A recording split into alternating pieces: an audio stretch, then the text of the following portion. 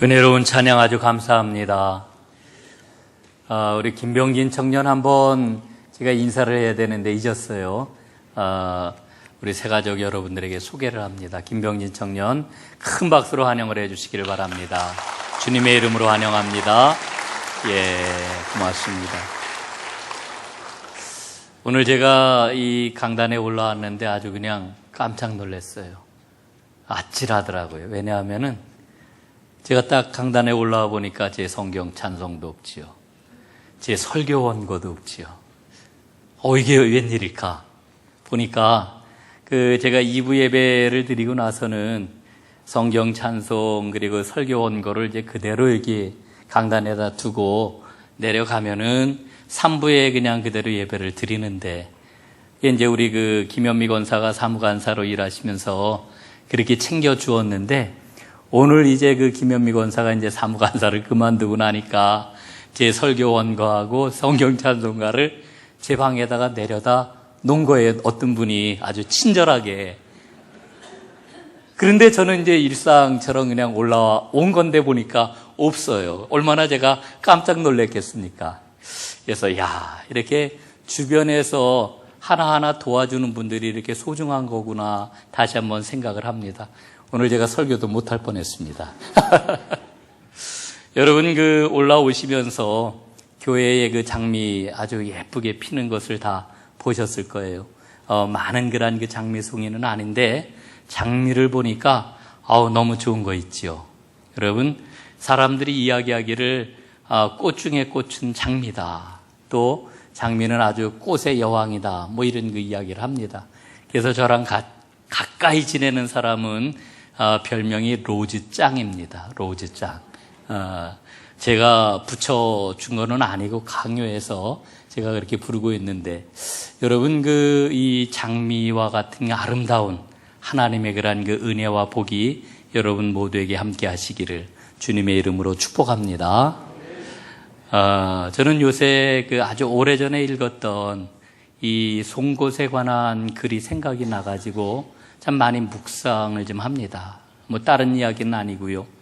요즘은 집집마다 송곳들이 다 없어진 것 같아요. 저희 집에도 찾아보니까 송곳이 없더라고요. 옛날에는 집에 꼭 있어야 될 그런 물품 가운데 하나가 송곳이었습니다. 뭐 이렇게 뚫을 게 많고 뭐 구멍을 내가지고 이을 게 많았는지 송곳이 꼭 필요한 그런 도구였는데, 여러분 송곳을 한번 생각을 해보십시오. 송곳은 크게 세 부분으로 다 이루어져 있지요. 하나는 손잡이입니다. 그리고 두 번째는 송곳대입니다. 그리고 맨 끝에 송곳의 날카롭고 예리한 끝이 있지요. 그런데 아무리 송곳대를 아주 좋은 나무로 다 만들고 송곳대가 최고의 그런 재질을 가지고 만들었다 할지라도, 만약에 송곳 끝이 예리함을 잃어버리고 날카로움을 잃어버려가지고 구멍을 뚫고 그리고 뭔가를 연결시켜주는 이와 같은 일을 하지 못한다면, 여러분 그것은 더 이상 송곳의 역할을 하지 못하는 송곳이 아닐 것입니다. 송곳의 존재 이유가 없다고 이렇게 생각할 수가 있는 거지요. 오늘 우리가 드리는 예배, 우리가 교회 안에서 행하는 여러 가지 프로그램, 또 우리가 교회에서 하는 성경 공부, 뭐 여러 가지 수많은 일들이 있지요. 예산을 집행하고 행정을 이제 우리가 처리하고 수많은 일들을 하는데, 과연 그 모든 일들은 무엇을 위한 일일까를 다시 한번 생각을 합니다. 우리가 하나님 앞에 나와 개인적으로는 예배를 드리고 성경을 보고 기도를 하고 신앙생활을 행해 나가고 있는데, 우리의 신앙은 과연 어디를 향하고 무엇을 향하고 있는가 돌아보게 되는 거지요. 혹시라도 우리 전동교회 공동체가 혹은 나 자신이 하나님 앞에 신앙생활을 하고 있는 이 모든 일들이 혹시라도 이제 뭉뚝해진 송곳처럼 그 역할을 못하고 있는 것은 아닐까 다시 한번 생각을 하게 됩니다. 오늘 저는 이런 생각을 바탕으로 오늘 말씀을 좀 보려고 합니다.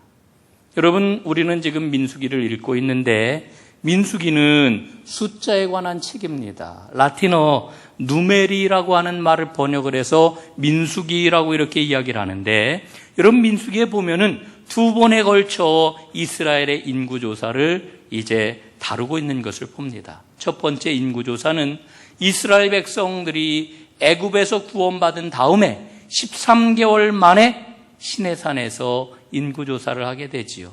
하나님께서 각 지파별로 인구를 조사하게 하십니다. 그래서 인구조사를 다 마쳤더니 몇 명으로 나오냐면은 60만 3,550명 이렇게 인구조사를 하고 그 결과가 기록되어 있는 것을 봅니다. 그런데 두 번째 인구조사를 또 한번 합니다.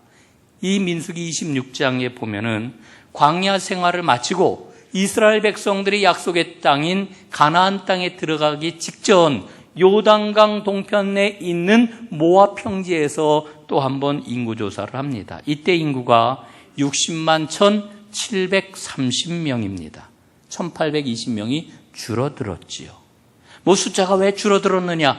좀 이따 그 말씀을 좀 드리긴 하겠습니다만은 여러분, 하나님께서 왜 이스라엘 백성에게 인구조사를 하라고 명령을 내리신 걸까요? 거기에 대해서 민수기 1장 3절은 이렇게 말씀을 합니다. 이스라엘 중 20세 이상으로 싸움에 나갈 만한 모든 자를 계수하되 이렇게 말씀을 합니다. 20세 이상 된 장정 가운데 싸움에 나갈 만한 자를 세어보아라 하나님 명령을 하신 거예요. 다시 말씀을 드리면은 인구조사를 한 이유는 싸움을 위해서였다라고 하는 겁니다. 전쟁을 위하여서 계수했다라고 하는 그런 이야기지요. 여러분, 쉽게 얘기하면은 인구조사를 해서 60만 3,550명이라고 하는 이와 같은 숫자가 나왔는데 이 숫자는 뭐냐? 이스라엘의 군대 수다 이렇게 이야기를 하면 되겠습니다. 여러분, 우리 대한민국의 군대가 몇만 대군이라고 그래요? 60만 대군 그러잖아요. 옛날에도 60만 대군, 지금도 60만 대군이라고 그러는 것 같은데 정확하게 숫자는 모르겠어요. 그러나 대한민국 군대 60만 대군이라고 이렇게 이야기를 합니다. 아마 그 이스라엘의 그런 그 남자 장정들, 20세 이상 된 전쟁을 할 만한 그런 그 사람들이 우리나라 군대 규모하고 비슷했던 것 같아요. 예. 여러분, 저는 이 말씀을 보면서 민수기에 대한 생각을 다시 한번 하게 됩니다. 여러분, 민수기의 주제는 약속의 땅을 향한 여정입니다. 약속의 땅을 향하여 가고 있는 그런 그 과정을 그린 책이라고 하는 거지요. 여러분, 하나님께서는 일찍이 아브라함에게 명령을 하셨어요. 너는 본토 친척 아비집을 떠나 내가 내게 지시하는 땅으로 가라 이렇게 말씀을 하셨죠. 여러분, 하나님이 지시하는 땅, 하나님이 일러주시고 이끄셨던 그 땅이 어디입니까? 바로 가나안 땅이지요. 그러니까 이스라엘 백성들은 출애굽한 다음에 목적지가 분명하게 있어가지고 그 목적지를 향하여 가고 있었는데 그 땅이 바로 가나안이라고 하는 이야기입니다. 그래서 하나님께서는 이스라엘을 노예 생활하던 그 상태에서 구원해 내신 것입니다. 그런데요, 우리는 이 민수기를 보면서 중요한 믿음의 법칙 한 가지를 발견합니다. 그게 뭐냐면 하나님께서는 하나님의 약속을 일방적으로 성취하시지를 않아요. 일방적으로 성취하시는 분이 아니시라고 하는 것을 우리는 발견하는 거지요. 하나님은 인간에게 책임을 강력하게 요청하셔요. 다시 말씀드리면 하나님은 인간에게 순종을 요구하신다라고 하는 겁니다. 여러분, 보십시오. 하나님의 위대한 역사는 하나님의 주권과 인간의 책임이 긴밀하게 결합할 때 그 모습이 드러나는 거예요. 하나님의 역사는 하나님의 주권 플러스 인간의 순종, 이 두 가지가 합쳐지게 될 때에 하나님의 역사는 그 모습을 드러내게 되는 겁니다. 여러분, 오늘 우리 삶 가운데 하나님이 이렇게 역사하셨다, 하나님이 이렇게 그 능력을 드러내고 계신다. 여러분, 거기에는 반드시 뭐가 포함되어 있을까요? 인간의 순종이 포함이 되어 있습니다. 하나님 앞에 철저히 순종하고 헌신하는 인간의 책임적인 그런 그 모습이 포함되어 있단 말입니다. 거꾸로 이야기를 하면 무슨 얘기냐? 저는 왜 이렇게 하나님의 역사가 안 나타나는지 몰라요. 하나님의 능력을 왜 체험하지 못하는지 몰라요.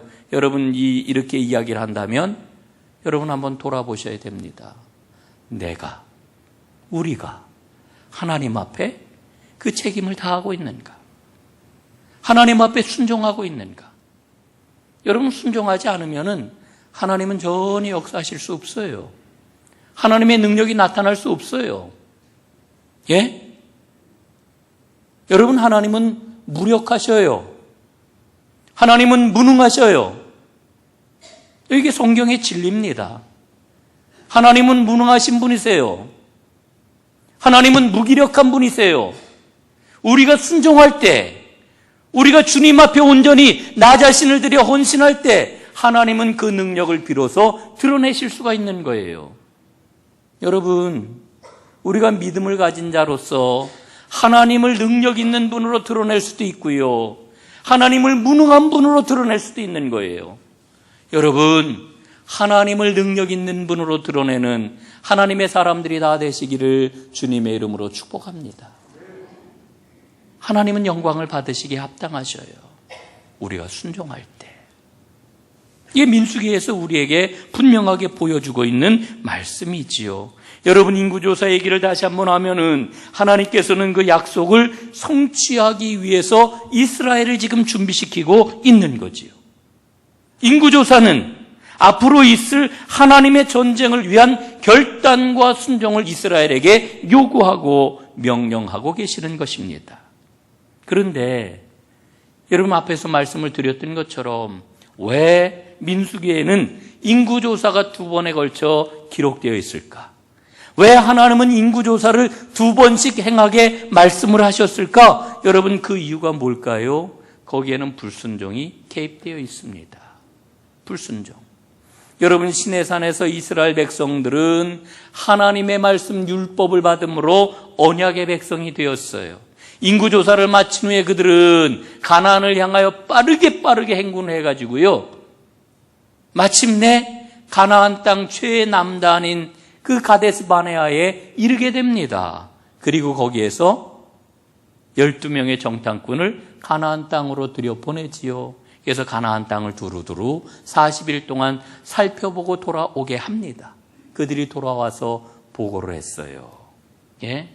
보고를 했는데 이 정탐꾼의 보고를 들은 이스라엘은 크게 낙심했습니다. 절망을 했습니다. 그리고 하나님께 불평하고 원망을 하고 하나님께 거역을 했습니다. 여러분 이스라엘이 낙심하고 절망한 이유가 어디에 있을까요? 아이러니하게도요. 가나안 땅이 너무 기름진 땅이었기 때문에 그래요. 가나안 땅이 너무나도 아름답고 살기 좋은 땅이었기 때문에 그래요. 그게 이스라엘을 절망하게 하고 낙심하게 만들었단 말이에요. 여러분 그 보고를 보니까요. 얼마나 거기에서 나오는 산물들이 풍성한지 여러분 포도송이가 얼마나 큰지 지금 과장이 있겠지요? 남자 장정 혼자 들지를 못하고 그걸 막대기에 꿰가지고 앞뒤로다 들고 다닐 정도로 포도송이가 크다고 그랬어요. 여러분 그러니 얼마나 살기 좋은 땅입니까? 예? 대단하잖아요. 여러분 오늘날은 농사에 대해서는 우리 한국 사람들 별로 이제는 그 신경을 안 쓰고 살아가는데 이거 정말 옛날에 대단한 겁니다. 그런데 여러분 그렇게 기름지고 비옥한 땅을 그냥 놔둘 리가 있어요? 거기에 다른 사람들이 살고 있는 거지요. 보니까 그 사람들이 얼마나 힘이 센지 얼마나 강대한지 정탐꾼들이 이렇게 보고를 해요. 그 사람들 앞에 우리는 메뚜기와 같더라. 여기에서 절망한 거예요. 여기에서. 그 정탐꾼의 보고를 듣고 이스라엘 백성들은 하나님의 약속을 기억한 게 아니라 가나안 땅에 있는 그 크고 강한 민족을 바라보고 그들은 낭망하고 절망을 했단 말이지요. 여러분, 우리가 무엇을 보아야 하는지를 아주 명확하게 보여주는 이야기가 아닐 수가 없어요. 그들은 절망하고 낙심하고 그러다 보니 불평하고 원망하고 심지어는 하나님을 거역하고 여러분, 그 거역하는 이스라엘 백성을 향해 하나님 뭐라고 그러셔요?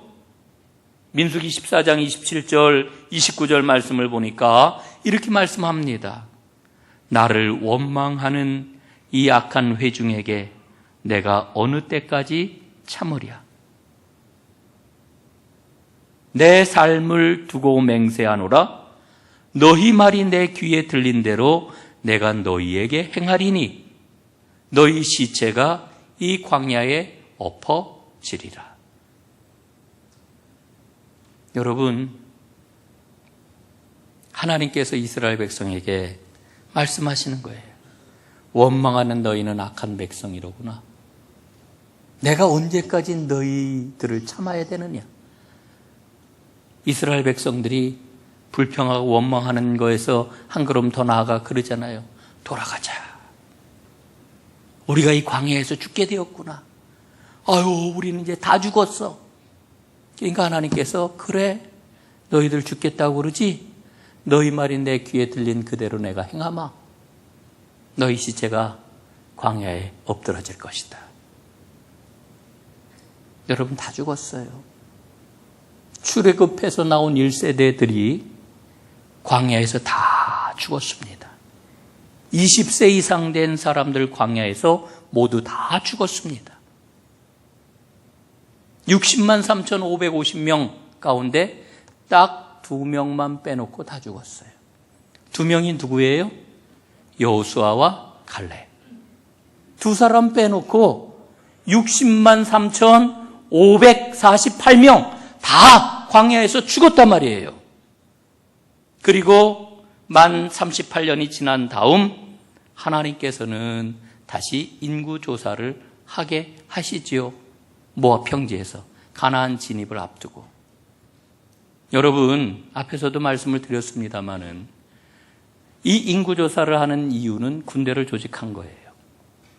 하나님께서는 하나님의 전쟁을 수행하기 위해서 인구조사를 하신 거예요. 그러나 1차 인구조사를 했던 그 군대들은 전쟁 한번 못 해보고 광야에서 다 죽고 말았어요. 그리고 2차 인구조사를 하고 그때 새롭게 세워진 만 20세 이전에 태어났던 그러한 그 2세대들을 통해 가지고 하나님은 가나안 땅을 진입하는 역사를 이루셨던 겁니다. 자, 여러분, 오늘 본문 말씀은 이스라엘 백성들이 이와 같은 불평과 원망과 거역의 길을 걷기 전에, 하나님의 큰 징계를 받기 전에 나온 축복의 선언문입니다. 오늘 본문을 가리켜서 아론의 축복문 혹은 제사장 축복문이라고 이렇게 이름을 붙입니다. 여러분, 오늘 말씀을 보면서 우리는 깨달아요. 이스라엘 백성들이 광야 여정에서 불평하고 원망하고 하나님 앞에 거역을 했지만, 그러나 하나님께서는 항상 불평하고 원망하는 이스라엘 백성들보다 더 큰 사랑과 인내를 가지고 이스라엘 백성들을 인도해 주셨단 말이지요. 여러분, 그게 바로 오늘 본문의 내용입니다. 하나님의 크신 사랑. 크신 사랑. 하나님의 놀라운 사랑. 그것을 바로 오늘 이 본문을 통해서 우리에게 일러주십니다. 그리고 이스라엘을 인도하는 능력은 바로 하나님께서 허락해 주시는 복이로구나 하는 것을 우리가 깨닫게 되는 거지요. 자, 여러분, 오늘 본문을 좀 구체적으로 살펴보면은요, 우리는 분명한 깨달음을 얻습니다. 축복은 세상을 정복하는 힘이다 라고 하는 거지. 세상은 죽음과 저주 아래 있습니다. 다 쓰러지고 말 거예요. 그런데 그 세상을 회복하는 행위가 뭐냐? 그게 바로 축복이에요. 축복. 축복은 서로를 살려요. 저주는 모든 사람을 다 죽게 해요. 그런데 오늘 말씀을 보면은 모든 복의 기원은 하나님이시다라고 하는 것을 우리에게 일러주고 있지요. 하나님 자체가 복이에요. 오늘 좀 용어를 좀 정리할 필요가 있습니다. 우리가 흔히 복이라고 하는 말과 축복이라고 하는 말을 혼동해가지고 막 그냥 쓰지요. 여러분, 축복이 뭡니까? 축복. 축복한다. 예? 축복은 복을 비는 거예요. 빌 축자의 복복자. 이게 축복이에요. 복은 하나님이 우리에게 주시는 거예요. 쉽게 얘기를 하면은 축복은 사람이 하는 거고요. 복은 하나님이 내리시는 거예요. 하나님이 여러분에게 복을 내리시기를 간절히 바랍니다. 이게 축복이에요. 이게 하나님이 복을 내리시기를 바랍니다. 이게 축복이에요. 그런데 우리는 지금 이 말을 막 혼용을 해요. 왜냐하면은 제가 보기에는 이게 그냥 제가 진단하는 겁니다. 제가 보기에는 한국 사람들은 센 걸 좋아해요. 예? 센 거. 약한 건 싫어해요. 복, 하나님이 복을 주시기를 빕니다. 이러면은 뭔가 부족해 보이니까 하나님께서 축복해 주시길 바랍니다. 이러면 아멘을 세게 하고요. 예? 하나님이 복을 주시기를 바랍니다. 그러면 이게 뭔가 좀 모자라는 것 같은데 막 이런 생각이 드는 것 같아요. 여러분, 하나님은 축복하시는 분이 아니라 하나님은 복을 주시는 분이에요. 예? 축복은 누가 하느냐? 인간이 하는 거예요. 하나님께 복을 비는 게 축복이에요. 예? 하나님께 복을 비는 것. 자, 어찌됐든 오늘 말씀을 보면은요, 축복하는 사람으로 하나님께서 누구를 지금 세우셨어요? 모세를 통해 오늘 말씀을 주고 계시는데 하나님이 어떤 사람을 축복하는 사람으로 지금 세우고 계셔요? 예? 아론의 후손들. 아론의 후손이 누굴까요? 제사장이에요, 제사장. 제사장.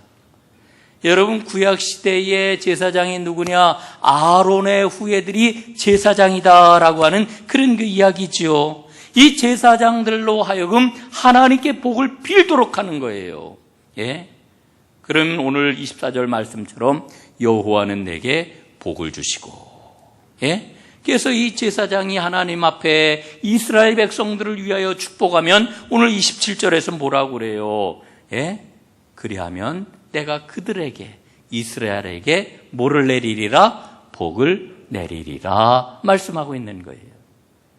자, 그러면 제사장들이 하나님께 빌고 있는 그 복의 내용은 무엇입니까? 첫 번째로는 지키시는 복이에요. 여호와는 너를 지키시고, 네? 축복하잖아요. 지키시는 복. 여러분, 지키신다라고 하는 말은 샤마르라고 하는 단어를 사용을 하는데 울타리를 쳐서 막다라고 하는 뜻이에요. 울타리를 쳐서 막다. 여러분, 이제 서울 성곽이 다 복원이 됐다고 그러죠? 거의 다 복원이 됐어요. 성곽길, 둘레길 걷고 이러는데 옛날에는 서울 성곽이 거의 다 훼손이 돼가지고 얼마 남아있지를 않았어요. 근데 제가 자란 수원은요, 수원에 자랑이 있지요. 화성, 예? 수원성. 옛날에는 그 4.6km 그 수원성곽, 옛날에도 거의 보존이 되어 있었어요. 근데 옛날 수원은 아주 굉장히 작았기 때문에 주로 이 팔달산, 수원 중심에 그 팔달산이 있는데 제가 어렸을 때는 그 산을 팔달산이라고 이렇게 안 하고 팔딱산이라고 해요. 팔딱산. 그 산에 올라가 가지고 늘 놀았는데 성곽에서 놀았어요. 참 재미있게 놀았던, 늘 그때 놀았던 그런 그 기억이 지금도 나지요. 그런데 여러분, 옛날에 왜 성곽을 쌓았을까요? 성벽을 쌓은 이유가 뭐예요? 그 성 안의 백성과 그 성 안에 있는 모든 중심적인 일들을 다 보호하기 위해서 성벽을 쌓았던 거예요. 여러분, 이 개념은 오늘도 유효해요. 하나님은 하나님의 백성을 어떻게 보호하신다고요? 그 세상 모든 위협과 모든 그러한 그 문제들로부터 하나님의 백성들을 성벽으로 불담을 치셔가지고 보호하신다는 거예요. 지켜주신다는 거예요. 오늘 그 말씀을 지금 하는 거예요. 하나님께서 그 복을 주시라고 제사장들로 하여금 그 복을 빌라고 이렇게 이야기를 하는 겁니다. 여러분, 그런데 중요한 게 있어요. 하나님은 아무에게나 복을 주시지를 않아요. 예? 성 안에 머물러야 돼요. 성 안에 머무는 게 뭘까요? 오늘날로 이야기를 하면은 말씀 가운데 거하는 거예요. 사랑하는 여러분, 말씀을 붙잡고 말씀 가운데 거하셔서 우리 하나님께서 지키시는, 보호하시는 그러한 그 은혜를 풍성하게 누리시기를 주님의 이름으로 축원합니다. 두 번째로는 얼굴을 향하여 드시는 복입니다. 얼굴을 너에게로 향하사 은혜 주시기를 원하며 얼굴을 너에게로 향하사 평강 주시기를 원하노라. 예? 여러분, 얼굴을 향하여 든다, 얼굴을 향하여 든다라고 하는 이 말이 무엇일까요? 여러분이 얼굴이라고 하는 것은 관계의 회복이나 혹은 관계의 단절을 의미할 때 얼굴이라고 하는 단어를 사용을 해요. 얼굴. 여러분, 사람 하면은 얼굴로 사람을 표현하잖아요. 사진 찍는 게 뭡니까? 얼굴을 표현하는 거잖아요. 사진 좀 보내주세요 이러면은 제 얼굴이 잘 나온 걸 골라가지고 보내주려고 그러잖아요. 누구나. 여러분, 우리가 이 얼굴을 대한다는 게 얼마나 중요합니까? 제가 이렇게 예배당을 쭉 올라오다 보면 계단에서 이렇게 보여요. 예, 마당에 들어오시는 분이. 그래서 장로님이 막 오신다 그러면은 제가 올라가지 않고 거기서 기다렸다. 그 얼굴 반가우니까 손 붙잡고 인사하고 아유 잘 지내셨냐고, 예? 반가우게 이렇게 얼굴을 대하고 그런 다음에 올라간단 말이죠. 그런데 여러분, 이건 참 복된 거지만 딱 보니까 아이고 저 화상 또 봐야 되나? 예? 아이고 안 봤으면 좋겠네. 그럼 어떻게 해요? 발걸음을 돌리는 거예요. 이게 뭡니까? 얼굴을 돌리는 거예요. 이건 정말 비극적인 거 아닙니까? 비극이에요, 이거는. 근데 하나님이 그 말씀을 하시는 거예요. 하나님은 어떻게 하신다고요? 하나님의 백성들에게 얼굴을 향하여 드시기를 원하셔요. 그 얼굴을 우리에게 대하시고 우리를 만나주시기를 원하신다는 거예요. 여러분, 하나님이 오늘 여러분들을 향하여 그 얼굴을 향하여 드심으로 여러분의 삶이, 여러분의 얼굴이 빛나게 되는 이와 같은 은혜를 누리시기를 주님의 이름으로 축복합니다. 하나님 그 말씀하시는 거예요. 예? 그리고 마지막 세 번째가 뭐냐? 그 얼굴을 향하여 드사 평강 주시기를 원하신다. 예? 하나님의 복은 샬롬으로 마무리가 돼요. 평강이 샬롬이거든요. 여러분, 부활하신 예수님, 지금 부활절기를 우리가 지금 보내고 있잖아요. 부활하신 예수님이 두려워 떠는 제자들에게 나타나셔가지고 2번씩이나 주셨던 말씀이 뭡니까? 너희에게 평강이 있을지어다. 평강의 복을 주셨어요. 여러분, 우리가 그런 얘기 하잖아요. 마음 편한 게 제일이야 이러잖아요. 그죠? 여러분, 어떻게 오늘 지금 예배를 드리시면서 여러분의 마음이 평안하십니까? 여러분의 마음이 평안하시길 바랍니다. 마음 편한 게 제일이에요, 제일. 우리가 왜 돈 벌려고 그래요? 예? 왜 우리가 자녀들이 잘 되기를 원해요? 여러분, 우리가 왜 승진하기를 원해요? 왜 우리가 뭔가를 얻으려고 그래요? 그래서 한번 좀 평안하게 살았으면 좋겠다. 이런 거 아닙니까? 우리는 뭔가 조건을 이루면은, 조건을 갖추면은 평안함이 나에게 있을 걸로 생각을 하는데 성경은 우리에게 뭐라고 얘기를 해요? 그건 다 제한적이라는 거예요. 잠깐 동안이라는 거예요.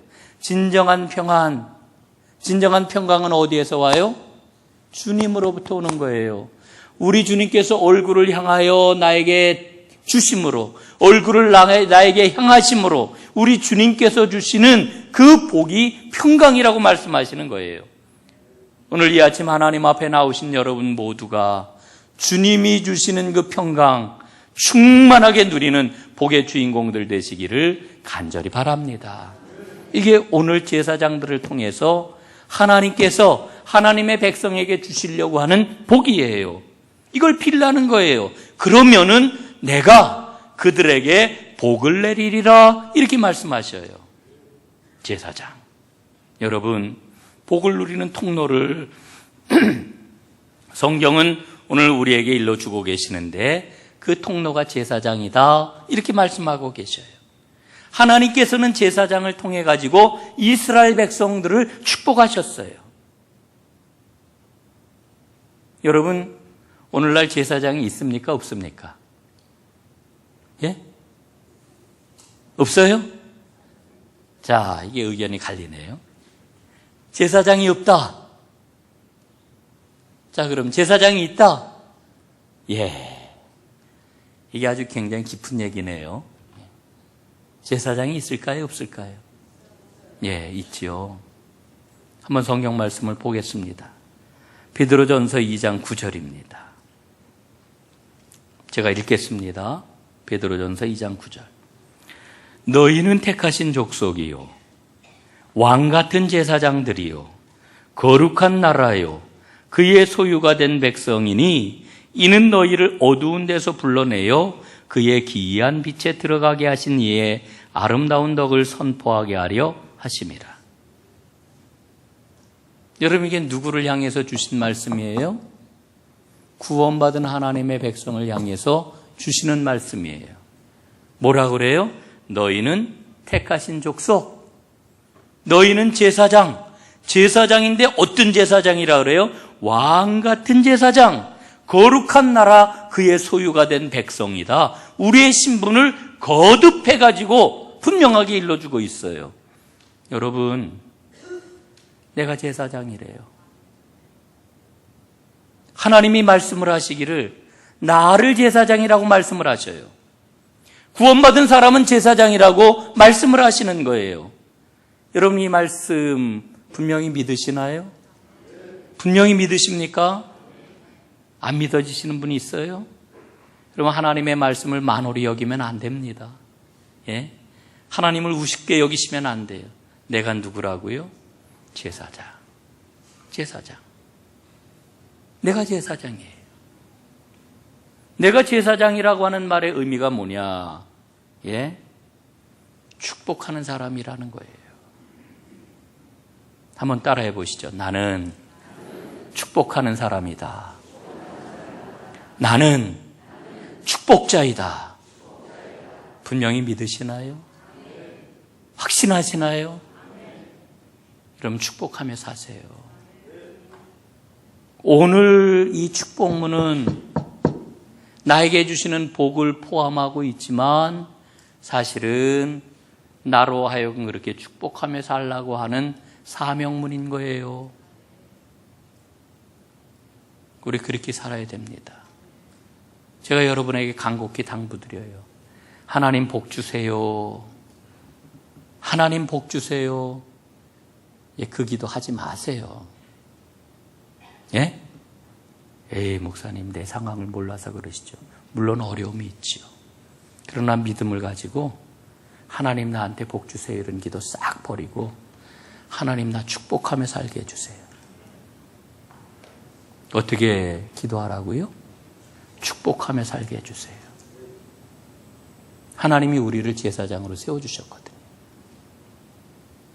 하나님은 그 얼굴을 우리에게 보여주시면서 우리의 얼굴을 빛나게 하시고 우리의 인생을 빛나게 하시고 축복하는 자로 살게 해주셨거든요. 근데 우리는 이 사실을 자꾸만 땅에 묻어버리고 예? 맨날 그냥 복만 달라고 이렇게 하나님께 기도하니 하나님의 복장이 터지시죠. 예? 하나님은 얼마나 속이 아프실까. 축복자입니다. 제사장입니다. 우리가 흔히 고백하는 복의 통로가 되게 해 주십시오라고 하는 얘기는 구체적으로 제사장으로 살게 해 주십시오라고 하는 이야기예요. 여러분, 하나님은 하나님의 백성을 보호하셔요. 은혜와 평강으로 인도하셔요. 하나님은 하나님의 제사장들을 책임져 주시겠다고 이미 약속을 하셨어요. 그러니까 내가 축복하며 살아가면은 하나님이 내 모든 삶은 책임져 주시는 거예요. 그 은혜와 믿음을 가지고 담대하게 축복하며 하나님의 얼굴을 빛나게 해드리는 하나님의 사람들 다 되시길 주님의 이름으로 축원합니다. 기도하겠습니다.